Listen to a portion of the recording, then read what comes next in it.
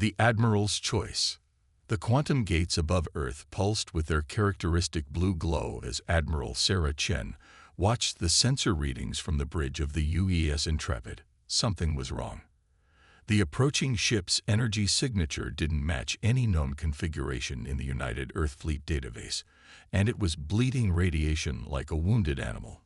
"Status report," she ordered, her dark eyes fixed on the holographic display floating before her command chair. Lieutenant Rodriguez's fingers danced across his console. Unknown vessel, approximately 300 meters in length. Multiple hull breaches. Life support systems failing. "Sir, I'm detecting over 2,000 life signs aboard." Chen's jaw tightened. The ship was clearly civilian and clearly in distress. Under normal circumstances, this would be a straightforward rescue operation. But these weren't normal circumstances, not since the Concordiate Empire had declared this sector of space under their protection. "Sir," Communications Officer Park interrupted her thoughts, "we're receiving a transmission from Concordiate Battle Group 7. They're demanding we stand down. They claim the vessel contains criminals." Of course they did. The Concordiate Empire had been expanding aggressively for the past decade, absorbing smaller civilizations under the guise of protection and criminal pacification. Earth had managed to maintain its independence thus far through a careful policy of armed neutrality and strategic technological advancement. "Show me the vessel," Chen commanded. The holographic display shifted, revealing a ship of organic design, its curved hull reminding her of a whale she'd once seen in Earth's Pacific Ocean. Plasma leaked from multiple wounds in its side, creating an aurora-like trail behind it. "Sir, I'm picking up a transmission from the vessel," Park reported, his voice tight with tension. "Audio only." Chen nodded. "Let's hear it." The bridge speakers crackled with static before a voice emerged, speaking in heavily accented Standard English. "This is First Speaker Nalai of the Meridian Collective. We seek asylum. The Concordiate, they came without warning. Declared our philosophical teachings destabilizing to imperial order. Please, we have children aboard." The Admiral's hands gripped her armrests. The Meridians were known for their peaceful philosophy and advanced biotechnology. They were also known for their steadfast rejection of the Concordiate's attempts to integrate them. "Sir," Rodriguez cut in, "Concordiate vessels are powering up weapons. They're making attack runs on the Meridian ship." Chen had less than 30 seconds to make a decision that could change the course of human history. Earth's policy was clear: no intervention in Concordiate affairs. It had kept humanity safe, if not proud, for the past decade. But as she watched the massive Imperial warships bear down on the crippled refugee vessel, she remembered something her grandmother had told her long ago. Sometimes the right path is not the easy one. "Launch defensive screens," she ordered, her voice calm but firm. "Position us between the Concordiate ships and the Meridian vessel. Lieutenant Rodriguez, power up our new quantum point defense system. Let's show them what human innovation can do." "Sir," her XO, Commander Jackson, stepped closer, speaking quietly. "This could be seen as an act of war." Chen's lips curved in a slight smile. "No, Commander. This is an act of humanity. And if the Concordiate Empire wants to make it war, they'll learn that humanity fights differently than anyone they've ever faced." She raised her voice. "All hands, battle stations, deploy the Aegis defense grid, and get me a channel to Earth Command. They're going to want to hear about this." The bridge erupted into activity as her crew executed her orders with practiced precision. The massive form of the Intrepid, pride of the United Earth Fleet, moved to shield the refugee ship. Around them, smaller human vessels took up defensive positions, their newly developed quantum shields humming to life. The Concordiate ships hesitated, clearly surprised by the sudden appearance of Earth's most advanced warship. Chen knew what they were thinking. Humans were supposed to be cautious, isolationist, unwilling to risk their comfortable neutrality. They were about to learn that humanity's caution had been a choice, not a necessity. "Concordiate vessels are demanding we withdraw," Park reported. Send them this message, Chen replied, standing from her command chair. This vessel has requested asylum under Article 7 of the Galactic Sentient Rights Charter, which the Concordiate themselves signed 50 years ago. We are providing humanitarian assistance, as is our right and obligation under interstellar law. Any hostile action against this vessel or the United Earth Fleet will be met with appropriate force. She watched as her message was transmitted, knowing that her next words would echo through history. And add this: the galaxy is changing. The time when the Concordiate could act without consequence is over. Humanity stands ready to protect those who cannot protect themselves. The Concordiate ships held position, their weapons still powered but not firing. For now, Chen knew this was just the beginning. The Empire wouldn't take this challenge to their authority lightly. But as she looked at her crew, humans of every heritage working together, ready to risk everything to protect strangers from across the stars, she knew she'd made the right choice. "Sir," Rodriguez reported with a hint of pride in his voice, "quantum shields at full power. Point defense grid online. We're ready for whatever they throw at us." Chen nodded, her eyes fixed on the massive Concordiate warships. "Send word to Earth Command. Tell them humanity just took its first step onto a larger stage, and we're not stepping back." The die was cast. Whether it led to war or change, humanity had made its choice. They would no longer stand by and watch as others suffered. The galaxy was about to learn that humans had been preparing for this moment, developing technologies and strategies that would reshape the balance of power. And Admiral Sarah Chen, standing on her bridge as 2,000 refugees looked to her for salvation, was ready to show the Concordiate Empire exactly what humanity could do when they decided to stop playing it safe. Breaking point. The news reached Earth like a shockwave through the quantum networks. In the grand amphitheater of the Concordiate's capital world, 12 human diplomats stood bound before a jeering crowd. Their crime: attempting to negotiate protection for worlds seeking independence from imperial rule. The Empire had decided to make an example of them. Admiral Chen watched the broadcast from the UES Intrepid's command center, her face a mask of stone, as the Empire's executioners stepped forward. The diplomats had known the risks when they'd volunteered for the mission.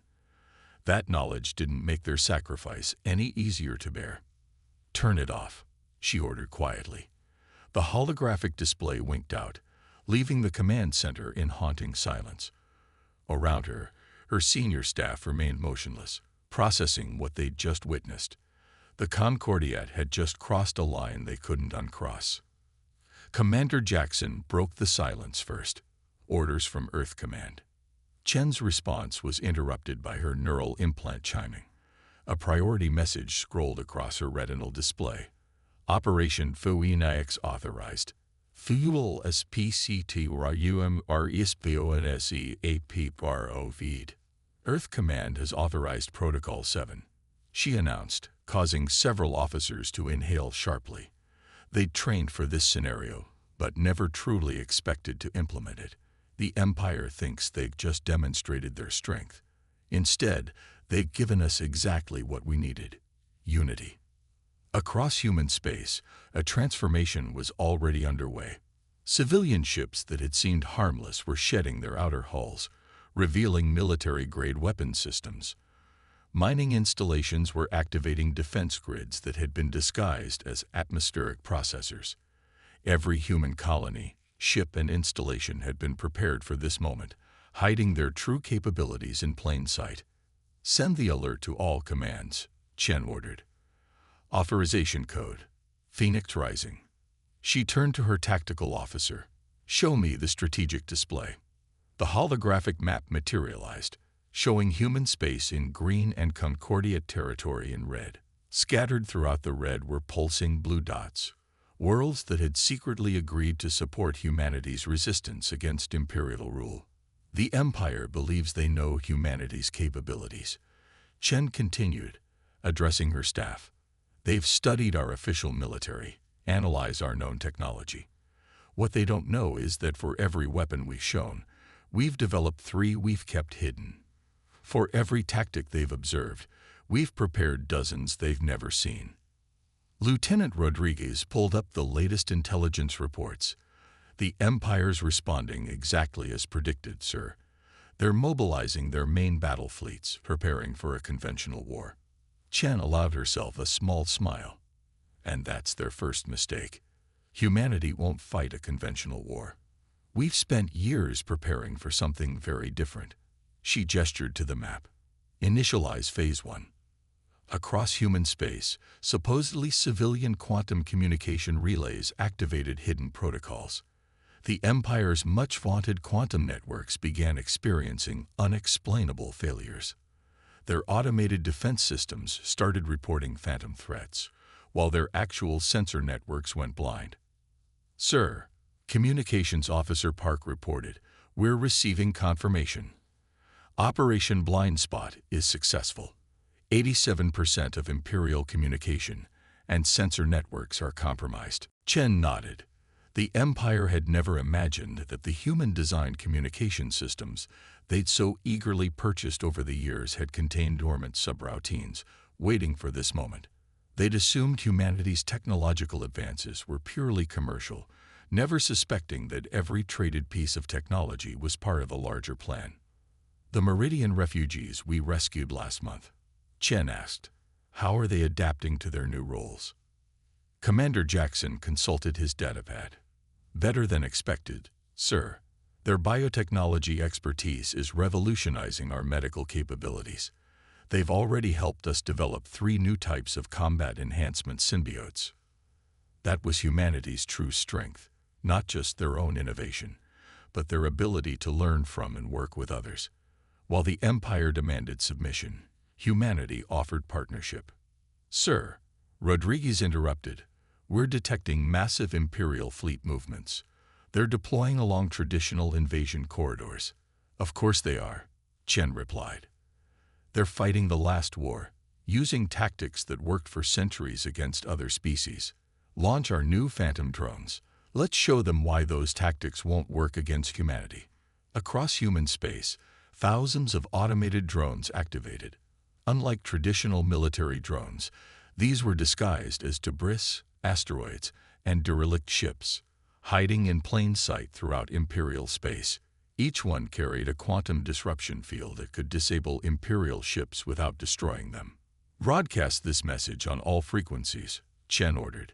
To all species suffering under Imperial rule, humanity stands ready to assist those who wish to be free. We don't seek your submission or your resources. We offer partnership, respect, and a chance to forge your own destiny.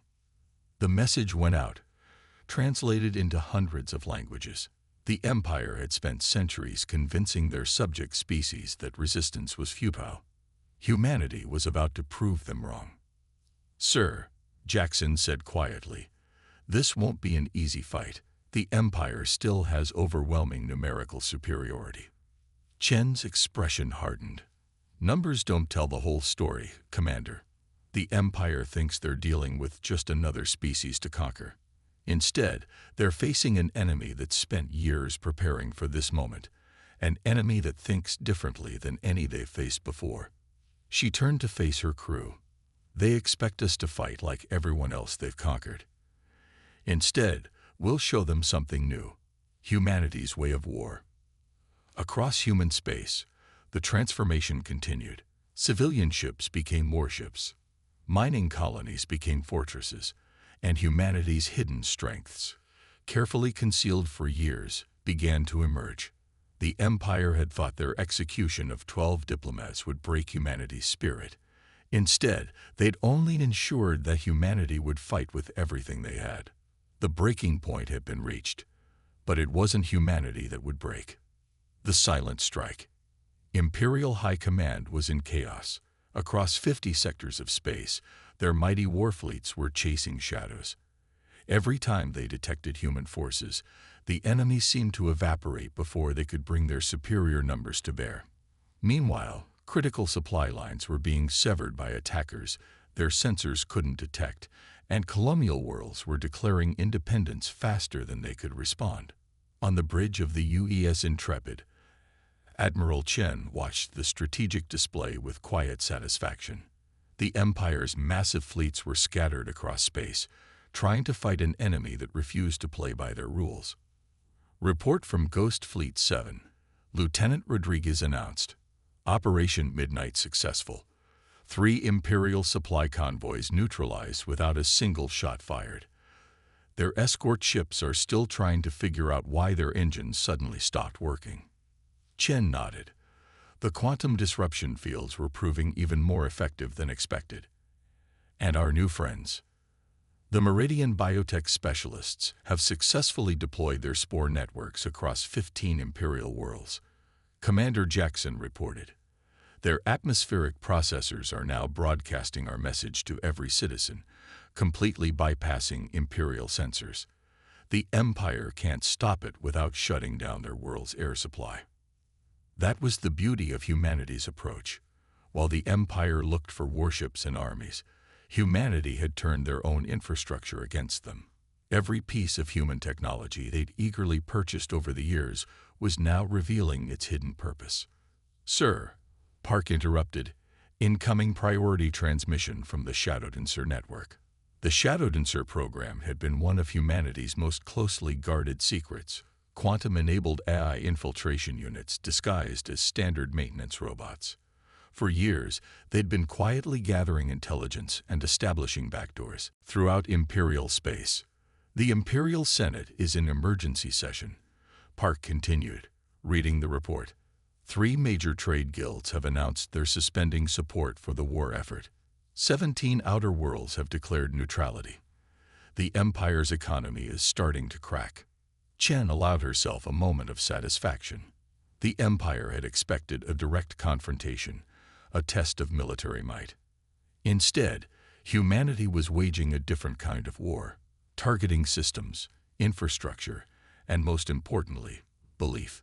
New contact. Rodriguez called out. Imperial Dreadnought Squadron at coordinates 227 Mark IV. They're charging weapons. Right on schedule, Chen said calmly. Deploy the Mirage system. The Intrepid's revolutionary holographic warfare system activated, creating dozens of perfect duplicates of the ship. But these weren't simple sensor ghosts. Each hologram carried its own quantum signature, making them indistinguishable from the real vessel. The Imperial squadron opened fire, their energy weapons passing harmlessly through holographic targets, while the real Intrepid slipped behind them. By the time they realized their mistake, the human ship's quantum disruptors had already disabled their engines and weapons. Message from their flagship, Park reported. They're requesting terms. Send them our standard response, Chen ordered. We offer honorable surrender and fair treatment. No one needs to die today. That was another aspect of humanity's strategy that confused the Empire, the emphasis on minimizing casualties. The Empire expected their opponents to seek revenge, to match their brutality. Instead, humanity demonstrated mercy whenever possible, which only served to further undermine Imperial authority.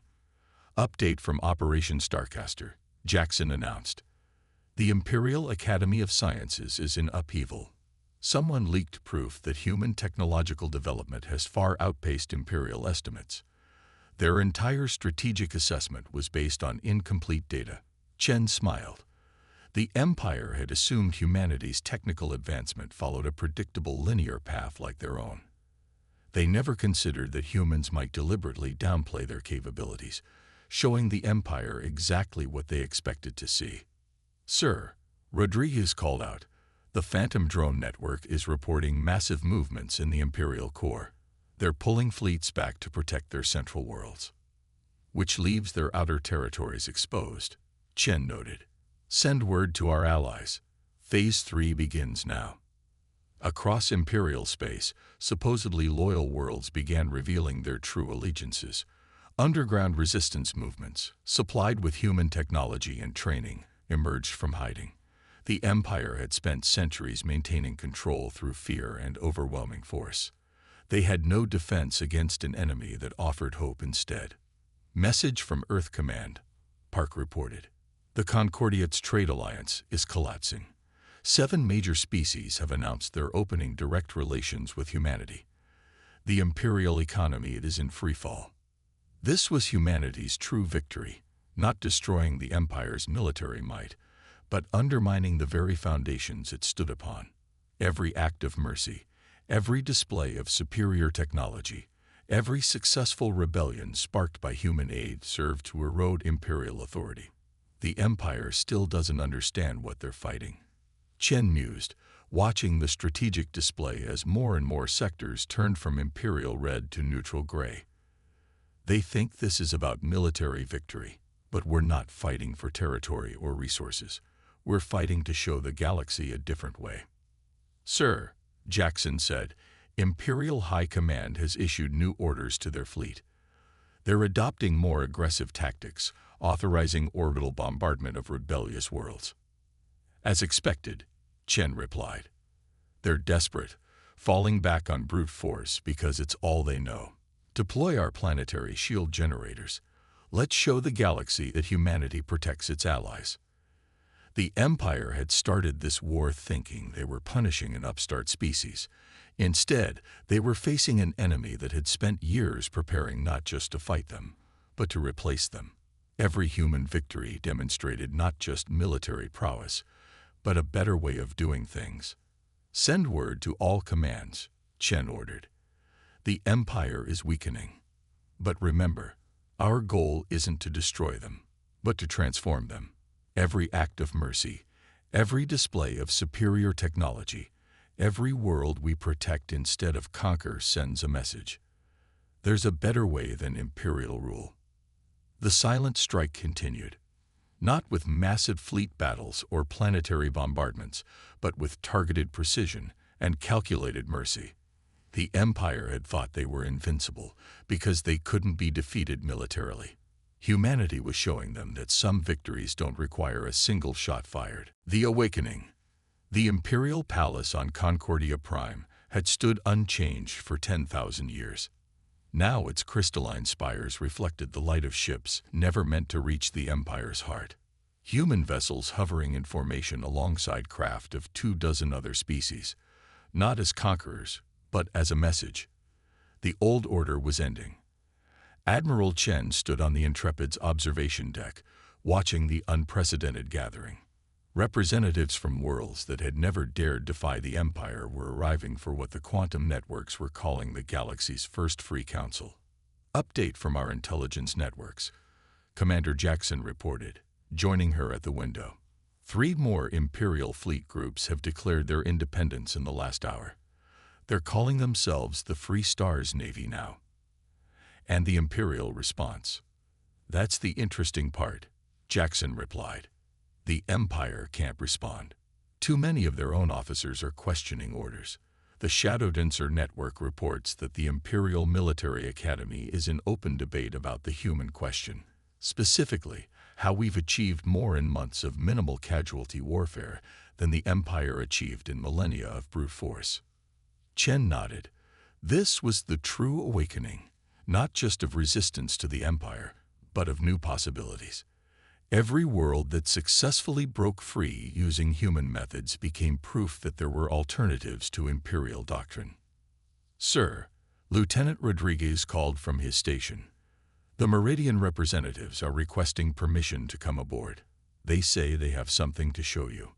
Minutes later, Chen stood in the Intrepid's main conference room as first speaker Nalai, the sane refugee leader they'd rescued months ago, activated a holographic display. It showed the spread of a network, not of military forces, but of ideas. We've been tracking the spread of human influence through the galaxy, Nalai explained, their bioluminescent patterns showing excitement. Not just military or technological, but philosophical. Worlds that never questioned imperial rule are now asking why they need the Empire at all. The display showed how human concepts, everything from democratic governance to technological innovation, were spreading through imperial space like a benevolent contagion. The Empire had inadvertently created the perfect conditions for their own transformation by making their subjects so hungry for alternatives. Message from Earth Command. Hark's voice came over the intercom. The Imperial Senate is fracturing. The Reform faction has called for emergency elections, the first in 3,000 years. That news rippled through the ship like a shockwave. The Empire's political structure had been as unchanging as their military doctrine. But now, faced with evidence that change was possible, even their most conservative institutions were being forced to adapt. Our allies are reporting similar transformations, Jackson added. The Artaxian hive minds are experimenting with individual consciousness. The Vextal directories are implementing randomized decision matrices. They say they were inspired by human unpredictability. Chen smiled. The Empire had feared human military might, never realizing that humanity's most powerful weapon was its ability to imagine and inspire change. New contact, Rodriguez announced. Major Imperial battle group approaching. But, sir, they're broadcasting on open channels. They're requesting dialogue. Put them through, Chen ordered. The holographic display shifted to show an Imperial fleet commander, but not in traditional combat dress. Instead, they wore the newly adopted uniform of the Reform movement. Admiral Chen, the commander began. I am Fleet Commander Zaxul. My ships and crews have been discussing your tactics, your technology, but most importantly, your choices. You could have destroyed us. Instead, you showed us a better way. We request permission to join the Free Stars Navy. This was happening across Imperial space, not just military defections, but fundamental shifts in thinking. Species that had been enemies for millennia were opening diplomatic relations, inspired by humanity's example of cooperation over conquest. Sir, Park interrupted. Priority message from the Shadowdancer network. Imperial High Command is in chaos. The Reform movement has reached their inner chambers. They're requesting human mediators to oversee their transition. Chen exchanged glances with her staff. This was more than victory. It was vindication of humanity's approach. The Empire wasn't being destroyed. It was being transformed from within. The Free Council is ready to begin, Jackson reported. Representatives from 300 worlds are waiting. They're requesting that you speak first. Chen straightened her uniform. Tell them I'll be there shortly. She turned to her staff. The real work begins now. The Empire ruled through force and fear for 10,000 years. We have to show them a better way. Do you think it will last? Jackson asked quietly. This change. It has to, Chen replied. Because we're not just overthrowing an empire, we're building something new. The Empire asked why one species should care about the freedom of others. We showed them why. Every world we helped free, every life we chose to spare, every chance we gave our enemies to change. That's what makes this victory real. As she prepared to address the Free Council, Chen reflected on how far they'd come. The Empire had executed those diplomats thinking it would cow humanity into submission. Instead, it had sparked an awakening that was reshaping the galaxy. The Empire had ruled by making species fear each other. Humanity had won by teaching them to work together. And now, as representatives of hundreds of worlds gathered to forge a new future, the true awakening was just beginning. Dawn of change. The Great Hall of the Imperial Palace had witnessed countless declarations of conquest over its millennia of existence. Today, it witnessed something unprecedented. Hope. Representatives of 1,000 worlds filled the chamber, their varied forms creating a living tapestry of galactic diversity. At the center of it all stood Admiral Sarah Chen, preparing to address the first Galactic Cooperative Assembly. Report from the outer sectors, Commander Jackson whispered, handing her a data crystal. The last Imperial holdout fleets have accepted the amnesty offer. The war is officially over. Chen nodded, but she knew better. The war had been over the moment the Empire's own people began to question their assumptions. What they faced now was something far more challenging. Peace. Distinguished representatives, she began, her voice carrying across the vast chamber. 6 months ago, the Empire executed 12 human diplomats, thinking it would teach humanity to submit. Instead, it taught the galaxy that change was possible. The assembled delegates stirred, many of them remembering where they were when they first heard about the executions and what followed. "But we're not here to celebrate a military victory," Chen continued. "We're here because for the first time in 10,000 years, the galaxy is asking, what comes next?" The holographic displays activated, showing real-time images from across known space, imperial worlds transforming as their people embraced new possibilities. Former enemies working together, sharing technology and resources. Species that had been subjugated for millennia rediscovering their cultural heritage while forging new connections. The Empire believed that unity could only come through force, Chen said. Humanity showed that true strength comes from diversity, from cooperation, from the freedom to choose one's own path while respecting the paths of others. Lieutenant Rodriguez's voice came through her neural link. "Sir, the quantum network is reporting unprecedented engagement. Your words are being broadcast to over 10,000 worlds." "Good. Let them all hear what came next." The Empire asked why humanity fought so hard to protect other species. Chen continued. "They never understood that we weren't just fighting for them. We were fighting for ourselves. For the right to live in a galaxy where difference is celebrated, not suppressed. Where innovation is encouraged, not controlled. Where cooperation replaces conquest." She gestured to the assembled delegates. "Look around you. A month ago, many of your species were enemies. Now you're working together, sharing ideas, building something new. This is humanity's true victory, not defeating the Empire, but helping the galaxy imagine something better." First speaker Nalay of the Meridians rose, their bioluminescence pulsing with emotion. "The humans showed us more than new technology or tactics. They showed us new ways of thinking. When they rescued our refugee ships, they didn't demand our submission in return. They asked for our partnership." The Empire ruled for 10,000 years. A former imperial senator added, their crystalline form refracting light as they spoke. "In 6 months, humanity showed us why that rule was unnecessary. Not through superior firepower, but through superior ideas." Chen nodded, "Which is why this assembly exists. Not to replace the Empire with a new power, but to ensure no single power can ever dominate again. Every world here has a voice. Every species brings unique perspectives and abilities. Together, we're stronger than any empire." Commander Jackson's voice came through her neural link. "Sir, we're detecting quantum signatures. Massive ones. The nomad fleets. They're decloaking." Chen smiled. "Right on schedule." Above the palace, the massive ships of the legendary nomad fleets shimmered into view. Civilizations that had hidden from imperial rule for millennia, maintaining their independence through secrecy and advanced technology.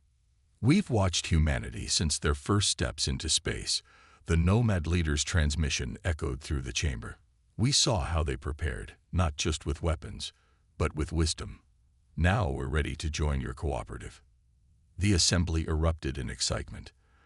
The nomad fleets were living proof that alternatives to imperial rule had always existed. They just needed the right moment to emerge. "This is the dawn we've worked for," Chen declared. "Not victory through destruction, but transformation through understanding." The Empire thought they were punishing humanity. Instead, they gave us the opportunity to show the galaxy a better way. She activated the final display, showing the spread of change across known space. Not military conquests marked in red, but diplomatic connections marked in green, spreading like a web of hope across the stars. "We don't seek to rule," Chen concluded. "We seek to learn, to grow, to explore." The Empire asked what one species could do against their might. We showed them what all species could do together. As the assembly moved to ratify the cooperative's founding charter, Chen stepped back, watching the future take shape. The Empire had ruled through fear for 10,000 years. It had taken humanity 6 months to replace that fear with hope. "Ready to retire?" Jackson asked quietly. Chen shook her head, smiling. "This isn't an ending, Commander. It's a beginning. We've shown the galaxy what's possible. Now we get to help build it. Above them, the three sons of Concordia Prime painted the sky in brilliant colors, as if nature itself was celebrating the dawn of something new. The Empire had thought they were dealing with just another species to conquer. Instead, they had encountered humanity. And through humanity, they had rediscovered themselves. The dawn of change had arrived. And this time, it would last.